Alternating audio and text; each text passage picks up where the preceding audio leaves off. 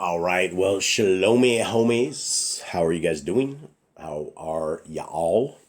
I hope you are well. I hope you guys have some shalom in your lives. I hope you guys are finding the truth of the scriptures of our Creator, which are a fantastic thing.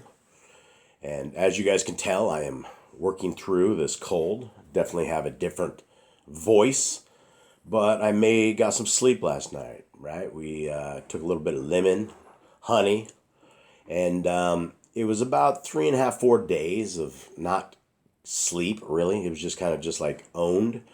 The daytimes were a little bit better, but it was these things I've been telling you about. It's the average everyday cold. And it's this thing that here we are. And just like always, our Creator has built amazing things.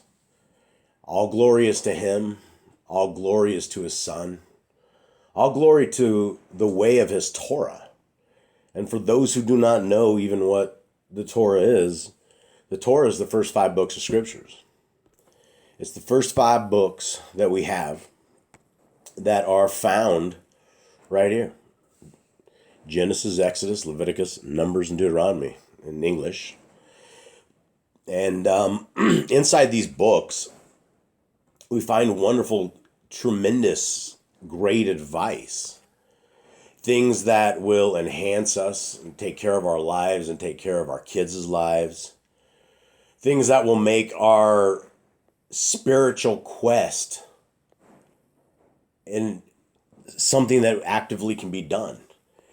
You know, I've been talking to a lot of brothers and sisters in chains, and I just got done with a couple of messages this morning to brothers in chains, and there's it's a blessing to be able to deliver these scriptures to our brothers and sisters. And you know, it is one of these things that it kind of starts moving in of itself. And I have a brother on death row in Texas. His name's Annabelle. And Annabelle sent me another fella's name. And he's like, hey, I've been talking to all the fellas. I've been talking to everybody. I've been telling them how what you said is how we should be obedient. And we should be doing this. And this guy is really spiritual. I think you guys would like to talk. So I sent Mr. Irving a message this morning. And I explained who I was. And I said, hey, your brother Annabelle, who's like literally probably a cell away or somewhere close, somewhere enough that you guys can discuss my presence in and around and the things that I'm saying. And I am always, I'm discounting religion. When you look at the entire, it doesn't matter what religion you're in, when you find discrepancies that are in the religion, then the religion is a false religion. It's a false doctrine. And I stopped right here on this particular command because it says there's one Torah law for the strangers and one for the Hebrew. What that's saying is it doesn't matter who you are or where you're from or the world, excuse me, that you have, that you've come from, right? We've all come from very horrible places. I've came from the streets. I'm a street thug. I've lived the crime life. I've lived a very wild life. It is only by the hand of our Creator that I am even alive after the kind of abuse and the kind of damage I did to my body. It is a miracle, really. So when you decide that you want to follow the Creator, the Most High, these are the laws, statutes, and commandments that we've been told to follow. And so as I talk to Annabelle and I talk to his friends, and I'm always proclaiming the name of our Creator because it's a great name. And it's one of these things that, you know, we have in scriptures that says, do not bring Yahuwah's name to naught. But you have every single translation of scriptures out there, and they've changed they've not only violated that and taken his name and made it not. It would be like you guys changing my name to Frank, right? And it's like, oh, okay, we're just going to change your name to Frank. Or change your name to Mr. Instead of Frank, you're just going to be called Mr. But I would say, hey, there's a lot of Misters. How does anyone know which Mr. is me? Oh, we'll put a capital M for the Mr. That'll make you proper. I'm like, oh, how will I even know? So instead of the name God, which is a title. It is a title of something, right? Our Elohim Most High Yahuwah is a God, uppercase God, but that's not his name. His name is Yahuwah, what you're seeing right in front of us. And the name of his son is Yahushua. You can say Yeshua, Yahushua. There's a lot of different ways that people say it. And this is what you guys will find in Yah Scriptures. You will find the restored name of our Creator and his son and all of the four mothers and four fathers. And while you guys are able to get this, and I will tell you, Hallelujah Scriptures, which is a criminal enterprise that is a very, very demonic organization, they sell something of lesser quality, of lower print, for $400 plus enormous amounts on way on shipping. This thing is double the size. There is zero profit for us as a company. 100% of all proceeds go directly into our brothers and sisters in chains and help us to minister to these guys in every way. And so when you guys are able to purchase the scriptures, we're able to get one into my brother, Mr. Irving, who I just talked to today, who I wait a response from. And this is how we are fishing for men. So not only are you guys getting value in the greatest English translation that has ever been out there and delivered, but you're also helping me to be able to hound these guys about scriptures, hound these guys about Torah, hound these guys that are in very, very, very dark places. Guys, the places of the prison systems are very, very dark.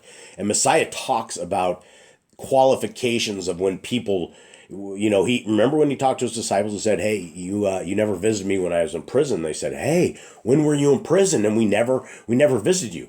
And Messiah says, it is if the least of the little that you do for all of these, that you do it for me or not do it for me. And so this is a great ministry. And if you guys would like to take part in it, you guys can get a Yah Scriptures. That takes us to the book of Khalidi. Absolutely a treasure trove of inspirational stuff. And so here we are with our Messiah.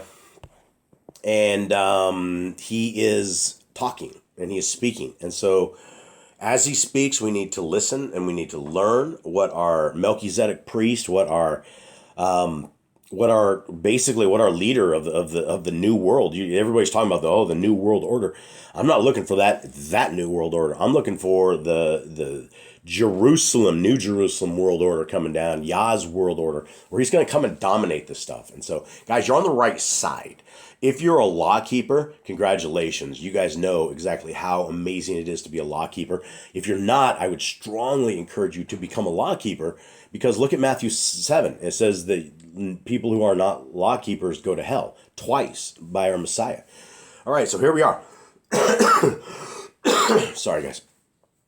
True wisdom is filling your lives with things conferring a lasting benefit, and the goodness of life cannot be assessed according to abundance of possessions.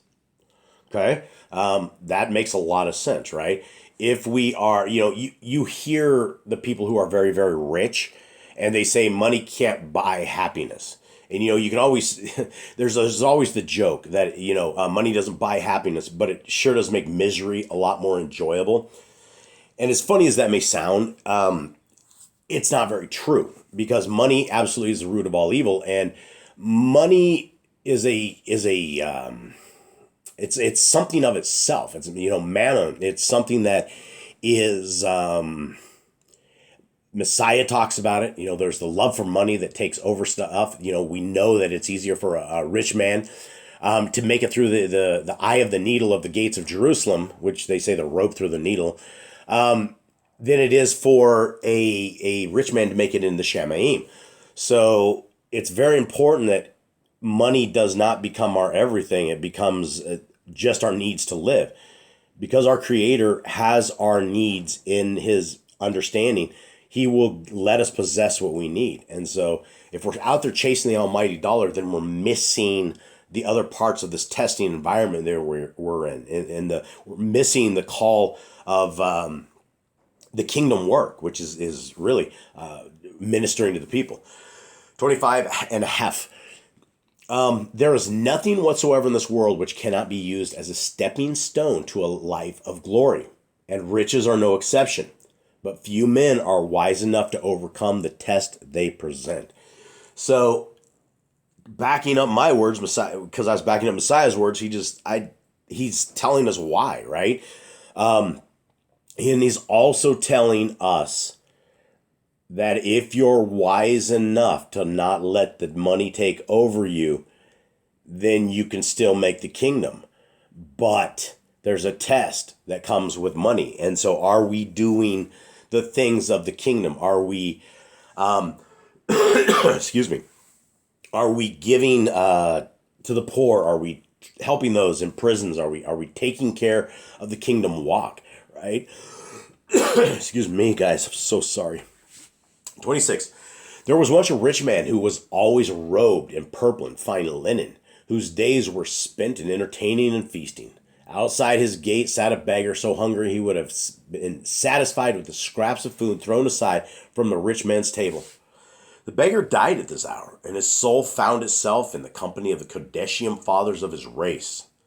The rich man also died, and, after his assessment, found himself in the company of those who suffered. Filled with misery, he raised his eyes to the glorious place beyond his reach, and there, bathed in bright light, he recognized the beggar he had spurned in the company of a great soul. This is very important. This, before we even go on about this, we know who this is, but this backs up books like 2nd Esdras, that is in the Apocrypha, that talks a lot about the moments after we die, that we're evaluated. If we are a bad person, or if we have spurned the laws of our Creator, we don't care about them, immediately, the second we are died, according to the book of 2nd Esdras, we know what's up. We know that we have failed, and all of a sudden, that doom feeling, that sense of, it's there for us for all times. And this is very interesting because it talks right there. And after his assessment, that's essentially what it says in 2nd Esdras. There's a looking at it, and he found himself in the company of those who suffered. Now, guys, it doesn't take, hell is not going to be a great place, but there's like staging points. And it doesn't sound like the staging points are very good, because we sit there and we understand the errors we made before we ever go to judgment. We realize the creator of the universe exists. We realize we have done ourselves a tremendously bad thing. Now, let's go on about Lazarus and the rich man. 27. The rich man cried out, "My father, send me a word of comfort, for here I suffer in filth and squalor." The great one answered him with compassion in his voice, "My son, recall your life on earth, when you enjoyed all the good things it were possible to obtain, and think of the difference between what the beggar and you had. Now he is the one who is comforted and surrounded by beauty and cleanliness, while you live in filth and degradation. But it was you who made the choice of place for your future. Still, this is not all. For while you could have reached out a helping hand to him on earth, here there's an impassable barrier between those of you who are in that place and those of this." Lots of stuff, right? Okay.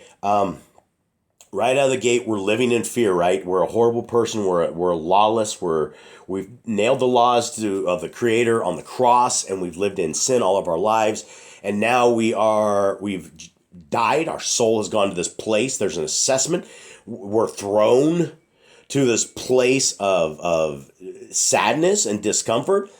And now it says there's filth and degradation. If you think of an empty city where it's just, the people have been crowded and slept there, and it just destroyed. And I don't know what to envision here, but the place sounds terrible. It sounds absolutely terrible. Continuing on, then the rich man who had once been rich said, "I beg you, send the messengers to my family and brothers, so they may be warned of what lies in store for them before it is too late." The great soul replied, "They have the teachings of the Torah, which carry sufficient message and warning. Let them take heed of this." Huge stuff right here, guys. This guy has died, and his family had access to the only things they need to save themselves, which is Genesis, Exodus, Leviticus, Numbers, and Deuteronomy. And people will say, oh, your works won't save you. It did for Abraham, Isaac, and Jacob, because Messiah didn't come for thousands of years later. Messiah was prophesied, but Messiah wasn't there. So if works can't save you, and works are essentially doing the Torah, walking the Torah, not being a disrespectful child to our Father and being belligerent and saying, I don't want to do that. I'll eat pig because I love pig and I'll bless the pig and I hope you bless it too, right? We have the Torah. Dear old mom, I'm still stuck on this thing where she started laughing and saying that she was going to do Christmas decorations on the Sabbath day as she like cackles like a wicked, evil person. And I just feel so bad. There's nothing I'm going to be able to do. If I make the kingdom in of myself, which I don't know, I've led a really, really wild life. I hope I do. But I would sit there and I would beg. I would say, hey, guys, I don't want them there. And all we know is there's a chasm between here and there, and this is impossible. It's impassable. You can't get through. So we'll continue on to this. And yeah, let them take heed of this. What? The Torah. We all have the Torah. Dear old mom has the Torah. She refuses it. He who suffered replied, no, this they will not heed any more than I did, for their days are filled with worldly distractions. Bam! Right there. That explains my dear old mom. From the days of old, she was taking me to every Hollywood movie, every afternoon matinee. This was a movie woman. I was an only child, and mother wanted something to do. I was on a Shabbat day watching movies, like 2 or 3. We go to 2 or 3 matinees. It was like $2 or $3 back in the day. And mom is a miser like that, so she wanted to get her money's worth. We were there. We did not need to drive 2 or 3 times. We could just watch 3 in a day on a Shabbat and just walk away like the greatest raging Gentiles of all, right? That's a worldly distraction, right? We are not, Yah's people are not a people of TV and movies and programming, which is, I know a lot of Torah keepers. I literally know big name Torah keepers who watch Disney shows with their kids all the time and fight for that, and that's their family time, and that's what they would do is they watch movies. And this individual cries with his girls, and they just love their movies. And I fought against them. I'm like, look, this is not right.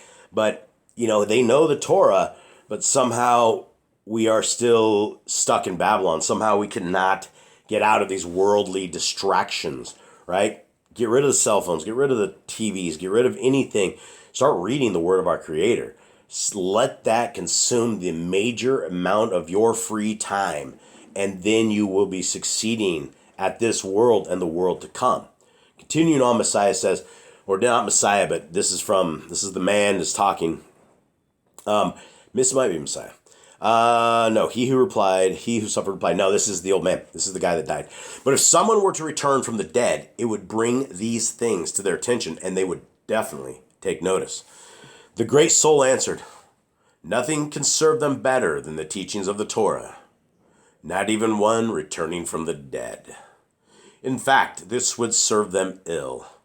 For if their goodness stemmed only from proof such as this, it would be devoid of merit, and therefore worthless at the assessment.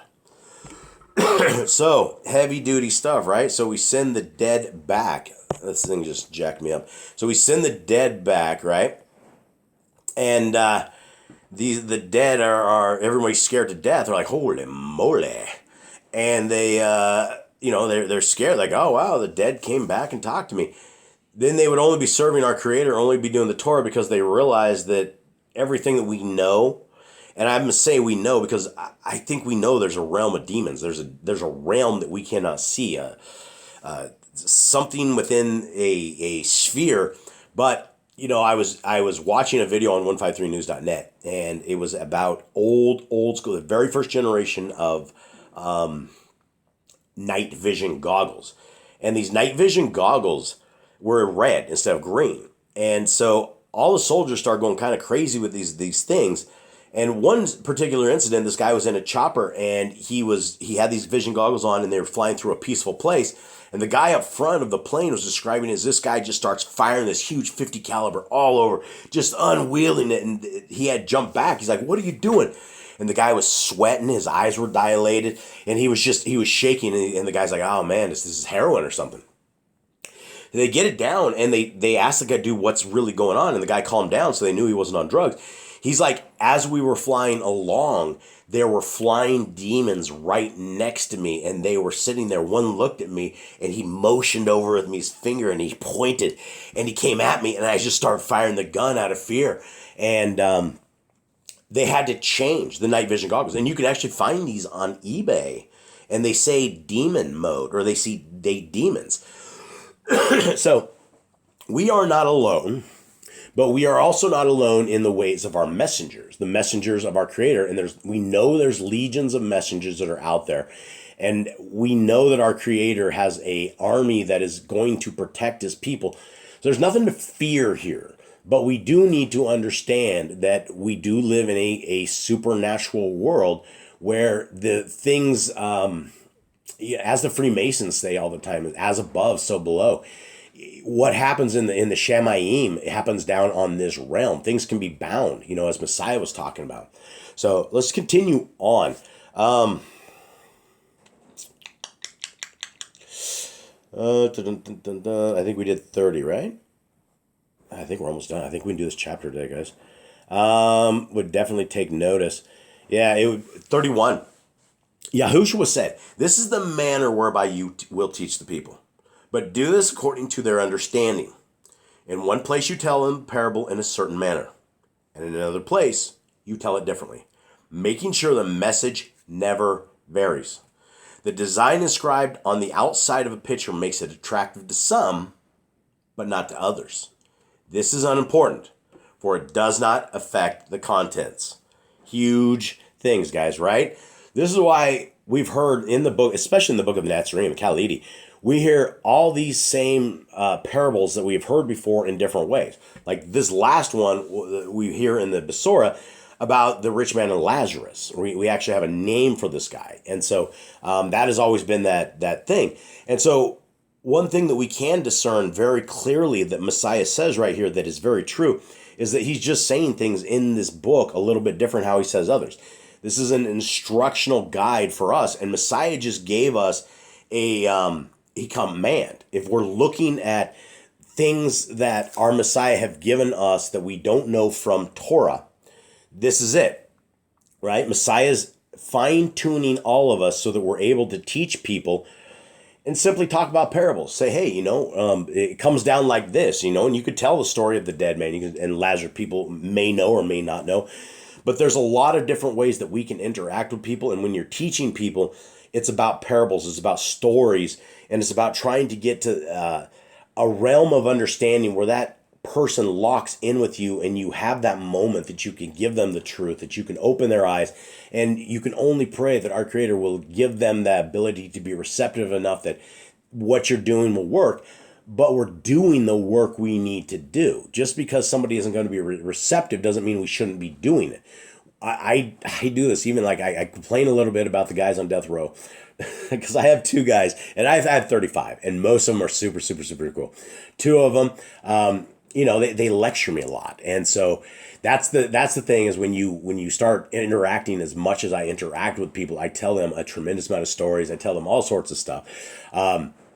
We had an incident down here in Panama when we were trying to slaughter a cow because we didn't have the abilities because we only had a shotgun, and I didn't see that as an option of killing the cow. And so one of the locals down here brought up the cow killer, who they tied the cow up and they drove a sword into its chest.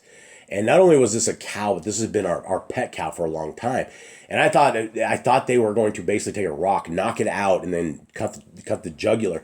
Whereas they had us hold the cow as they did this. And we were so horrified. I cried, the kids cried. I was so upset about this. None of us ever ate I did not eat a single bite of Mr. Ed the Family Cow. But these are the stories I tell my brothers at death row. And these guys, man, they're like, "Oh, you're a savage." I'm like, "Dude, I didn't know it was going to go down like this. And had I known, I would have never ever done it again." And that was the end of it. I got rid of cows. I got rid of all the stuff. I was done. So anyway, just giving you guys stories on the stories. 32. After this, Yahushua took his Talmidim to Tiberias. From there, he and the 12 went through Zebulun to Tyre on the western sea, where they stayed among fishermen in a village by the narrow waters. All right, guys. Another chapter down. Thank you guys very much to those who are faithful watchers of these series. Much love to all of you guys. To anybody new that we ever pick up along the way, much love to all of you guys. I'm not preaching a religion, guys. I'm preaching scriptures. I'm preaching the Torah. And, we have a Torah command, the biggest command of all, that is reiterated over 53 times in 5 books alone. And if you reiterate it across all the scriptures, it would be everywhere, right? It would be more than 53. And that commandment is to guard Yahuwah's covenant, laws, statutes, and commandments. Essentially anything that comes out of the mouth of our Creator, we are told to put our dukes up, chin down, and be ready in a fighting stance, right? We're to guard it. And if you say that, we're going to nail this one to the tree, that's a polar opposite of this, right? Imagine your day of assessment going into that eternity as a law hater, as somebody who hates the laws, and the Christians go, "Oh, I don't hate the laws of God, but that's for different people." No, it's not. It's for all of us. It doesn't matter. It's not a people of old. It's for the people that want to serve our Creator and who want to make the kingdom to come. And I do. This world sucks. I can't wait to get out of there. I hope they don't have colds in the kingdom to come. But if they do, I'm going to rejoice. I'm going to praise Yah for building me in such a fashion that I can fight through this stuff without any defense outside, right? Garlic, had a little garlic from somebody said. I about choked that one out. And other than that, it's honey and lemon. That deals with a lot of cough. If you guys have never done that for a cough, mix up honey, lemon, just scoot around. It's kind of a funky taste, and then away you go. So guys, with that, I hope you're good. Much love. I'm out.